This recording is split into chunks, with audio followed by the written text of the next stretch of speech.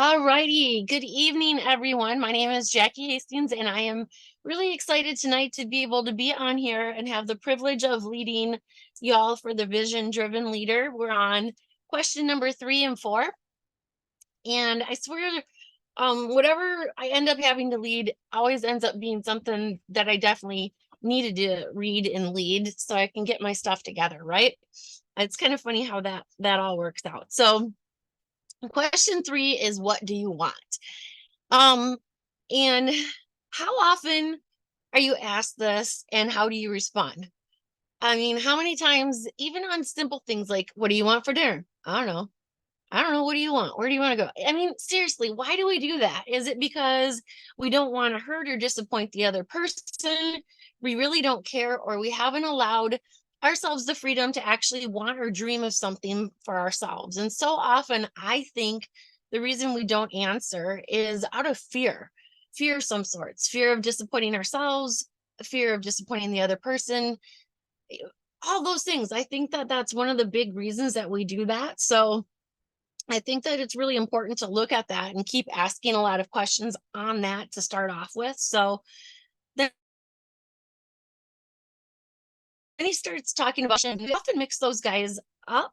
Mission provides the day-to-day clarity by identifying the identity and scope of your business, what problem we solve, and what transformation we deliver. But vision is different. Vision describes where it's going. So see yourself in 3 to 5 years. It's your future reality. It talks about your team, your products, your sales, marketing, and your future impact. So it's important to look at those two differently, but together, but understand that you break them apart. So one of the things that we need to do is we need to draft a vision for the future by asking yourself what you want and sticking with it until answers begin to emerge. And this can be even on simple things like not fighting about stuff you want for dinner or what you want your kids to do or simple goals for those things, or it can be big stuff like our business with Plexus, right? So believe in, excuse me, in order to do this, it's like you can't see the forest through the trees, and when you're in the midst of something, it's really hard to get a really clear vision because we're so overwhelmed. And in life right now, I don't know about you guys, but it seems like there's 8 million things coming at me. You're dodging and dodging, you're scrambling up your brains, and you really can't come up with a clear vision. So tonight, contrary to what I normally do, I actually asked my husband to take the kids tonight, take them to the game, because I needed some quiet time to myself to get my things done that I needed to get done. And in doing so, it was really beneficial, allowed me to sit and think and come up with a good plan on some things, which I needed. But often we don't do because it feels selfish sometimes, which is dumb. We deserve a little time to get our heads together too, because when we can do that, we can be a better leader. We're more efficient and we can lead a whole lot better. So get away, clear your head, and believe that the best is yet to come. So often we have a tendency to be naysayers, and we think about things that aren't so great because that seems to be what we're hit on. I was talking with somebody the other day. It was actually my daughter's math teacher, and she said, Albert Einstein one time stood up in front of his class and he did 10 math problems on the board. He correctly. And the last one, it was 90 times 1. And he wrote the answer as 91. And everybody laughed at him. And he said, no, wait a minute. How come it's that you guys didn't congratulate me for the 9 questions I got right, but you focused on the 1 question I got wrong? So often when we're stuck in that, we're focused on that one wrong thing instead of the right thing. So allow yourself the opportunity to look and dream big and see what could be better. Um, think about how good things could be, because if we're thinking about just the bad, we're a self-fulfilling prophecy. If you go or if you go into this business and you say, I'm no good at selling things, I can't talk to people, I don't like doing this stuff, well, guess what? You're going to be crummy at it because you told yourself you are. So if you say, I am good with people, I can lead other people, I am a strong leader, I am going to do great things, you have a whole lot better opportunity to do so. So Um, but you have to be honest. You can look at the past and say, you know what, I've goofed up on this in the past, and this is where I've gone wrong. And this is how I know I can do better. So acknowledging those past failures, but knowing that they don't define you, they allow you the ability to do better on different things. So imagine tomorrow and describe what you see. Often we'll tell people, if time and money were no object, what would you be doing right now? And for so many of us, that seems like way too abstract. We're not going to do that because we're so stuck on just surviving today, or can we get through the week? We don't look at those big things. So when you're writing it, write it in the present tense, something that personally interests and motivates you. And on page 75, he had a lot of really good concrete questions to ask. And then the other thing is, don't get hung up on how you're going to accomplish your vision. That's a whole nother step. Just get that vision going. So when we get through that, we get the turnaround. So share it with others and read it daily. And, you know, I have to admit that I kind of forgot to do that. I had taken some of my things down, and it wasn't looking at me in the face daily. And you start to let it slip a little bit and let it slip a little bit. And then all of a sudden it kind of poofed out of your head, and then you're back in survival mode. So share it with others, read it daily, pray over every part, ask God to guide us. When you're clear on what you want, you're going to avoid the pitfalls of vision deficit leaders. So I liked so the different, one of the things that I liked was Psalms 25:9. He guides the humble in what is right and teaches them his way. Or in Proverbs 16:3, commit to the Lord whatever you do, and he will establish your plans. Because we're not set out to fail. God didn't set us out to be failures. So a quote that was in the book: a vision-driven leader makes their vision come alive for others, so they are not only inspired, but are directed to act. Make it concrete and compelling, and others will join you in making it a reality. So if you're like, yeah, I think I can do this business and I'll make some money. I mean, really, is that something that people are going to join? That they're really like, yeah, I want to be with Jade. She's so wishy-washy. It's fantastic. No. But if she's like, man, I am leading a strong team of women who are making a huge impact in other people's lives through health and wellness, you're like, dang, that girl's got it going on. I want to be on her team. So that's why it's really important to give a clear message to your people, because if you're leading strongly, people will follow. If you're like blah, blah, blase, here, there, half in, half out, you're not going to get that following that you want. You might be successful individually. So being clear. So that's where we get to this next part. Is it clear? A good leader thinks in shades of gray, but speaks in black and white. So you guys, we got all those little voices in our head trying to figure out, should I do this? Should I do that? A little bit of this, a little bit of that. Get your crap together and then talk to your people. And it's okay to occasionally go back and go, you know what? I messed up. I wasn't clear enough on this. In fact, with Rochelle the other day, we were working on a project, and I asked for something and I didn't give a clear enough expectation. And what she came back with was not what I was expecting. And at first I was like, son of a biscuit. And then I had to go back and say, you know what? I wasn't clear on what I was expecting of her. Let's make sure in the future I'm clear on my expectations, so we all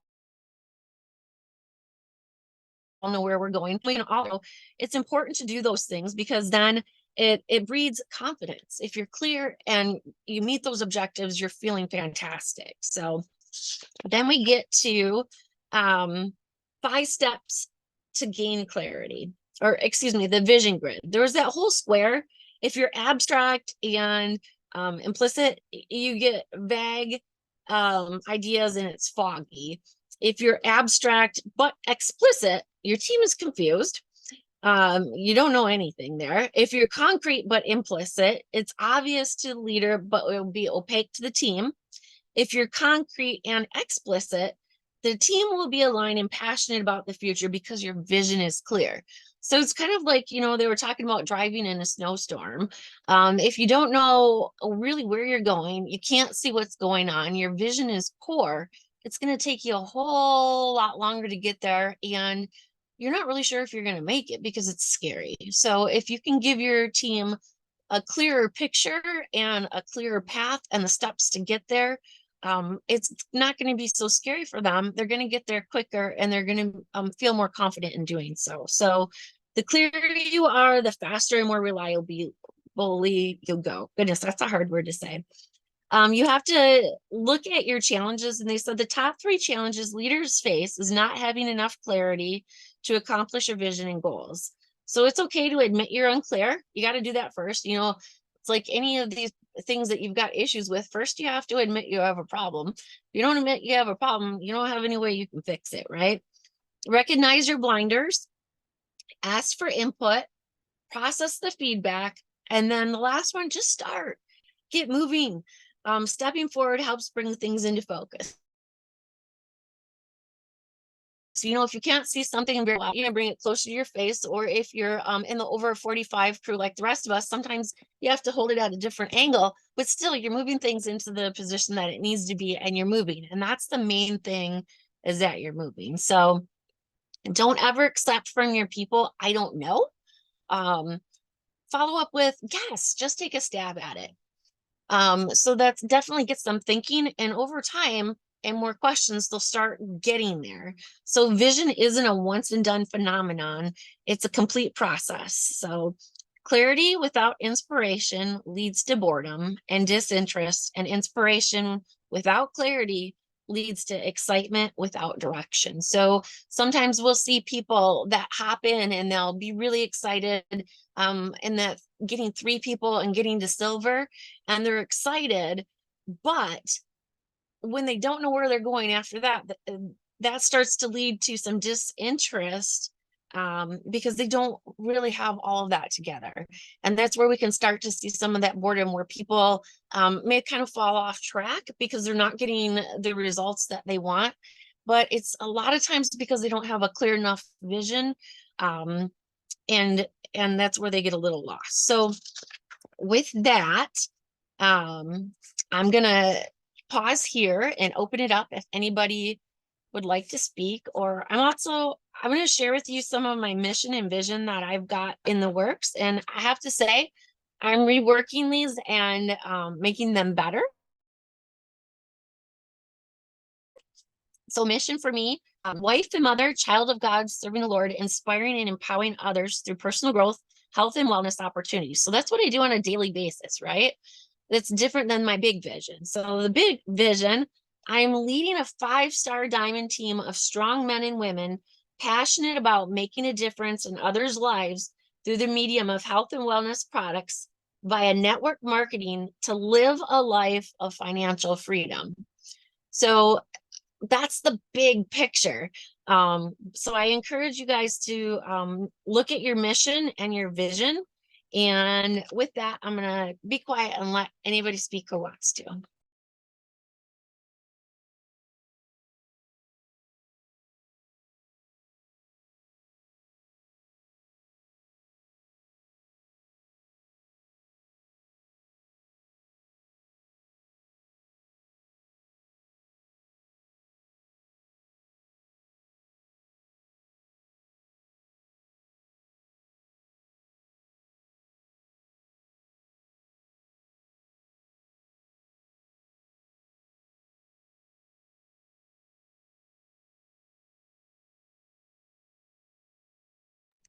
I love that, Jackie, and like you were saying before too, like creating that vision that is clear and concise and solid, and believing in that vision in yourself, and then shouting it loudly, right? Like telling others, like, I am going here. I want to bring you with me. Like, this is where I'm headed. This is what my life is going to look like, and I want you to come with me.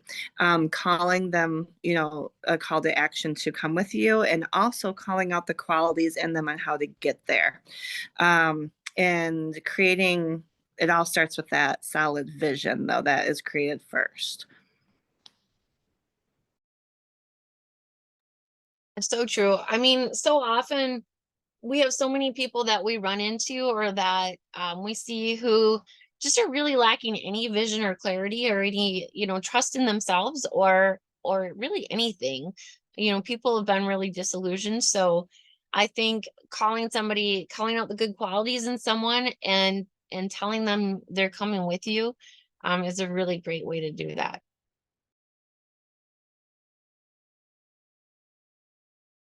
And then going back to the law of attraction that we just, finished the book on, one of the laws, and then heard the Monday night call on, like you are, like if you're focusing on creating that vision and your heart is positive and your heart is open and helping others, your heart is, pointing to your true north, you're going to attract people, like that too. People are going to want to be a part of that team. They're going to feel that passion. And they're just going to want to be a part of that.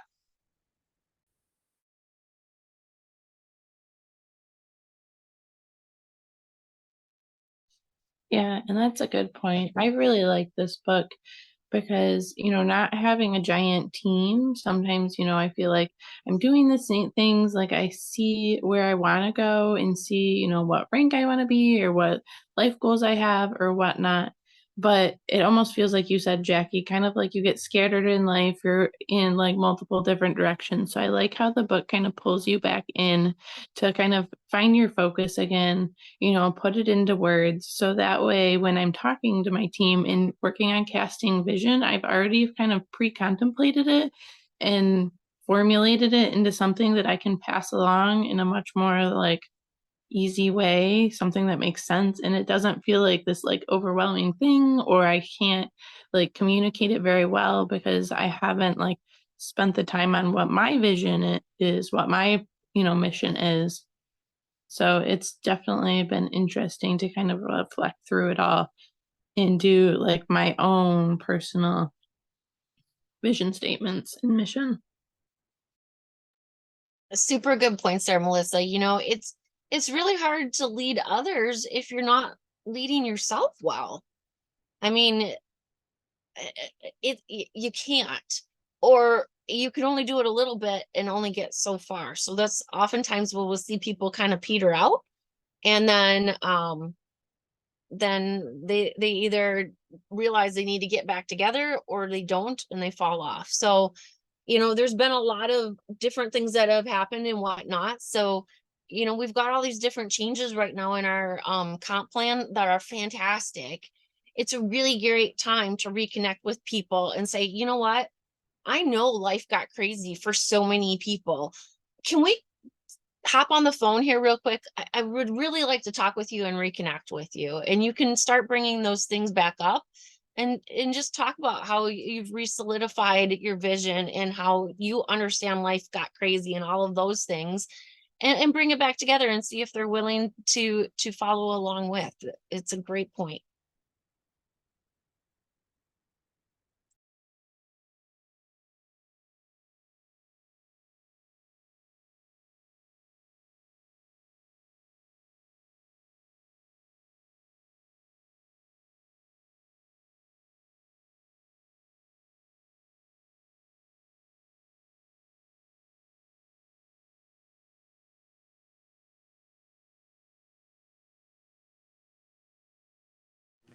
I haven't done it yet.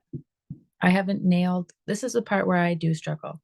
Because back at Ruby Retreat, we did something like this where um they had us create I don't know if it was a mission statement or a vision statement. I can't remember.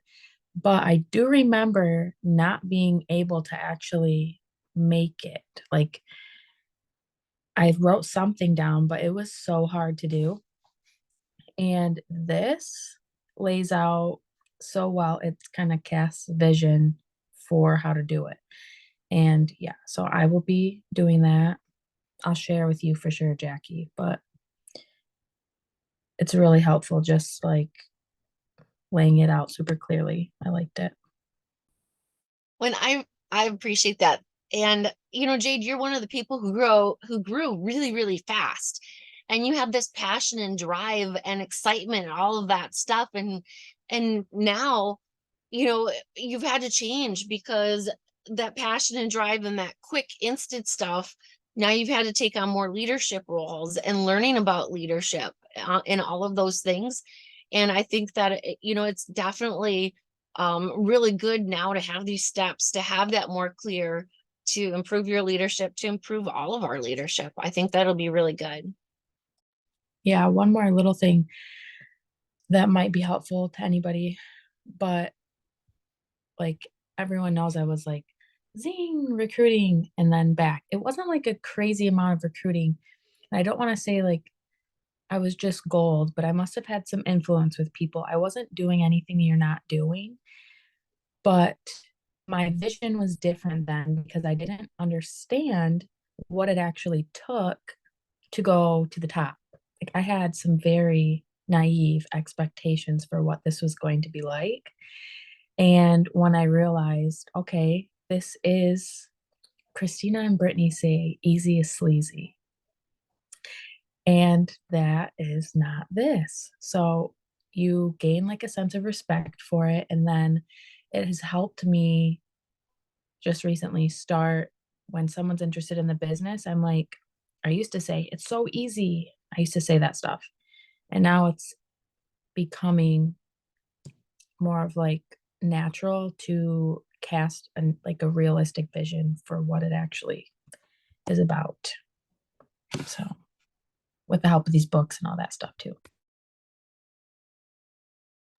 And definitely. And I think that's where it's super important that we do the personal growth and do all of that on top of, you know, just practicing, right? I think that is so important that we're learning and growing and developing more as people, because this isn't just products. This isn't just selling stuff. This is big. This is people's lives. These are our lives. And, this is a tool for us to create huge changes in people's lives.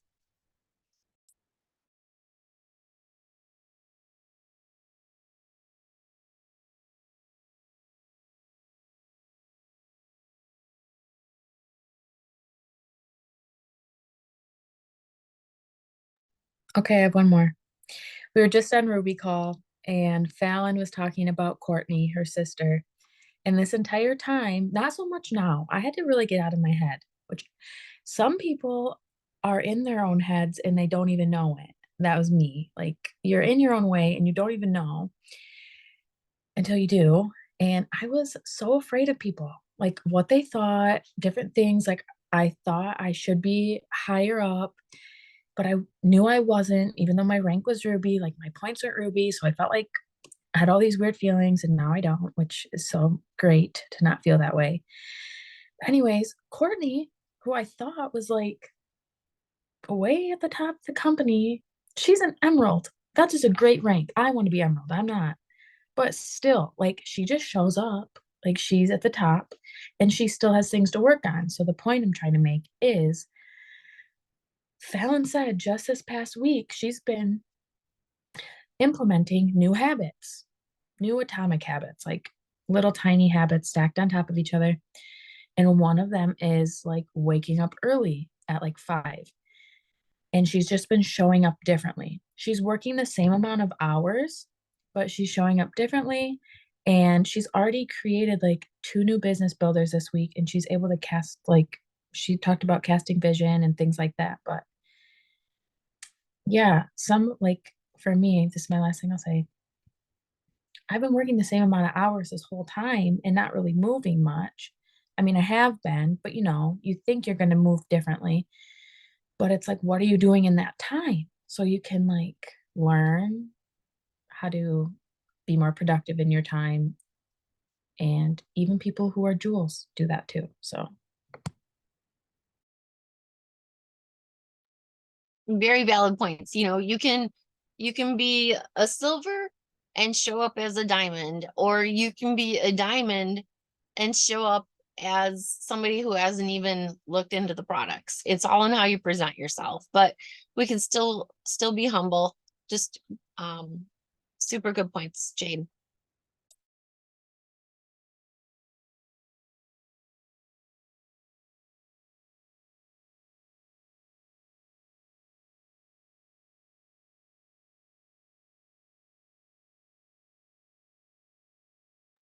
All righty. Anybody else have any comments or questions they want to add tonight? You know your sponsor is going to be looking for your mission and vision statements, right?